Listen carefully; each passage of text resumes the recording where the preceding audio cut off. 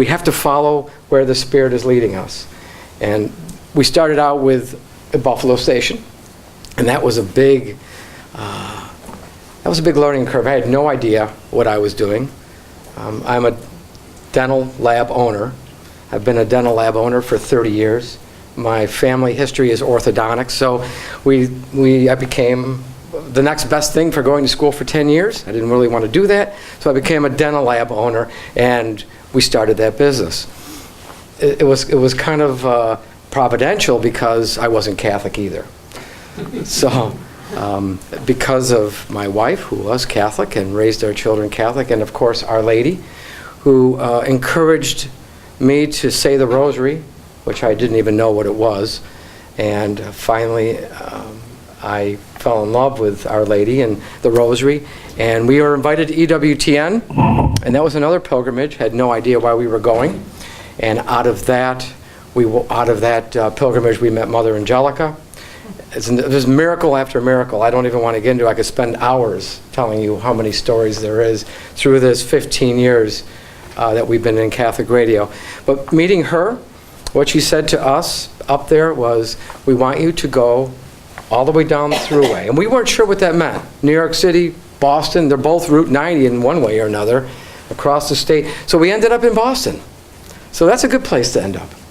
So that's a little history on what we've been through the past 15 years. We have 8 radio stations. We have a great app called iCatholic Radio. So if you can't hear it as well, you can listen on the app. And I'm sure whoever doesn't have a smartphone, they'll find out in the next couple of years. They'll probably get one and they'll be able to listen to us. But I'm here really tonight to thank you for saying yes. It wasn't just me, and it wasn't just Joanne, but it's you. We can't do anything without your support, without your help, without your volunteer skills. We're a very small organization, and we try to do as much as we can. So with your dollars and your volunteer, we thank you for that. I'm passionate about Catholic radio, and I can see us getting just lots of growth here. It's just beginning stages, and I think we've got our feet wet. We've been here 4.5 years. I look at this next year as going deep. The Station of the Cross has been out expanding this way. Now we got to get deep, and we got to get listeners, and we have to get people on board spreading the word. And it's going to help with a group like you guys. And I know that we have a lot of initiatives. Tom is helping us with parish captains. I know there's some other parish captains here.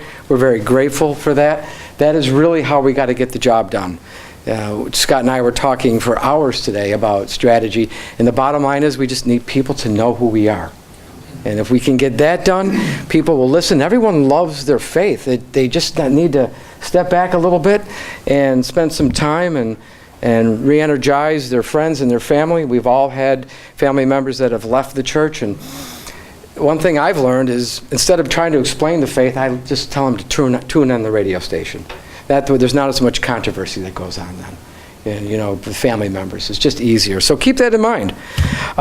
We have lots of stuff going on with initiatives. We're excited about these things.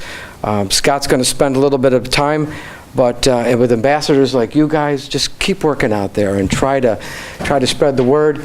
Scott's been great trying to help us through our transition, and I do think there's great things to come.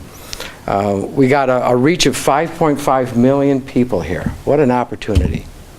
Even though I think we have maybe not the best signal at night, we have a great signal during the day.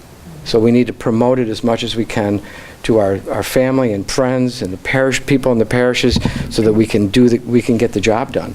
So thank you very much.